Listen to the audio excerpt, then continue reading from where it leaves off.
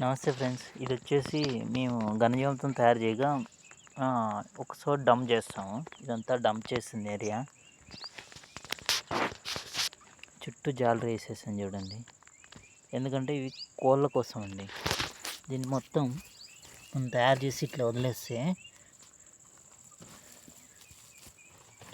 కోళ్ళు ఇలా ఉన్నట్టు ఎరువులా తయారు చేసేస్తాయండి.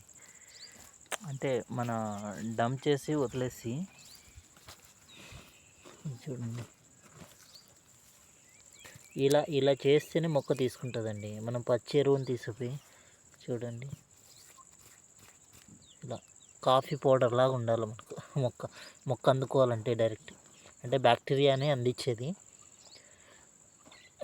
ఇలా ఉంటేనే మనం పొలాల్లో యూజ్ చేసుకోవడానికి పనికి వస్తుంది. పచ్చి ఎరువుని మనం ఏం చేయలేము. ఇలా మేము పౌల్ట్రీతో అంటే కోళ్ళని రిలేటెడ్గా పెట్టుకొని ఇది చేయడం జరిగింది. లేకపోతే మనం ఈజీగా డీకంపోజ్ చేయడం కష్టం. ఇది ఇలా చేసిన ఎరువునే వాడుకోవాలండి. మనం పచ్చి ఎరువుని అలాగే పొలాల్లో తోలిచ్చేసి మట్టి కలిపి వేసి చేస్తాము. వేరుపురుగు అని మందులు, మళ్ళీ కెమికల్స్, అన్ని కెమికల్స్ వాడాల్సి వస్తుంది. మేము ఒక 30 తీసుకున్నామండి. అది ఇన్కమ్ లాగా ఉంటుంది. ఇది రెండో మనకు ఉపయోగం, ఇది బెనిఫిట్, లాభం అన్నమాట. ఇలా ఘనజీవామృతాన్ని ఇలా కూడా మనం తయారు చేసుకోవచ్చు. ఎందుకంటే తయారు చేసి ఒక చోట డంప్ చేసి అంటే డ్రై చేయాలండి.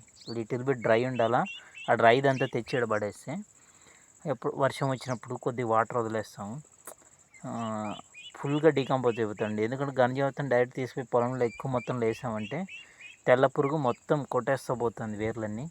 మేము అలా నష్టపోయినాను. నా ఎక్స్పీరియన్స్తో ఇలా ట్రై చేశాను నేను. ఇప్పటికైతే ఈ ఎరువుని పొలాల్లో వాడుతున్నాం. ఇప్పుడు ఇబ్బంది లేదండి, మాకు అంత సమస్య అయితే లేదు. ఎందుకంటే ఇక్కడే సగం పైన పురుగు వెళ్ళిపోతుంది. ఇంకా డైరెక్ట్ పచ్చిపేడని వేస్తేనే మనకు సమస్య వస్తుంది. అది ఇలా ట్రై చేయండి, చాలా బాగుంటుంది.